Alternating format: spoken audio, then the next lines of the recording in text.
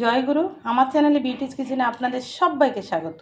আজকে আমি আপনাদের দেখাবো যুক্তি ফুল রান্না করে। এখানে দেখুন এই যে যুক্তি ফুল, এই যুক্তি ফুলগুলো এই যে বেছে কুটে রেখে দিয়েছি। এর সাথে ছোট ছোট করে এই যে ডুমো ডুমো করে একটু আলু কুচিয়ে দিতে হবে। এবার আমি কড়া বসিয়ে দিয়েছি, কড়া গরম হয়েছে, তেলও দিয়েছি, তেল গরম হয়েছে। এবার আমি আলুটাকে একটু ভেজে নেব, হালকা করে আলুটাকে ভাজবো। আমি আলু দিয়ে দিচ্ছি।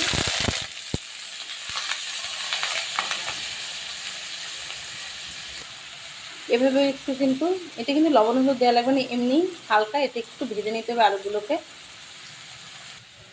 দেখুন আলু ভাজাটা দেখতে পাচ্ছেন কি সুন্দর।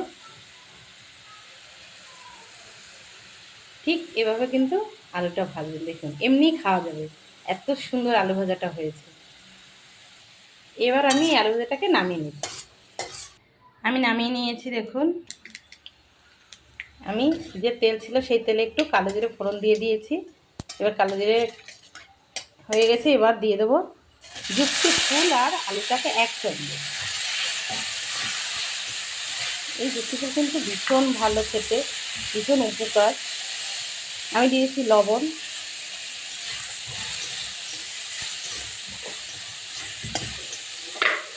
লবণ দিয়ে নেড়েছে। এবার আমি দিয়ে দেবো হলুদ,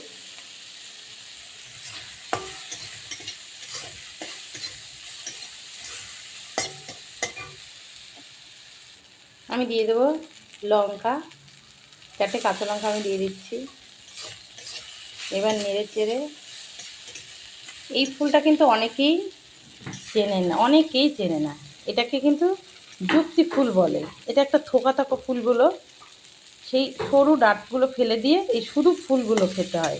এর ভিতর কিন্তু বেগুনও কেটে দেওয়া যায়, বেগুন আলু দিয়ে একসঙ্গে খাওয়া যায়। এটা কিন্তু একটু তেতো লাগে, তো গরম ভাতে খেতে ভীষণই ভালো এবং উপকার। অনেকে তেতো ভালোবাসে, অনেকে তেতো ভালোবাসে না। আমাকে কিন্তু কমেন্টে জানাবেন কে কে যুক্তি ফুল চেনেন আর কে কে চেনেন না।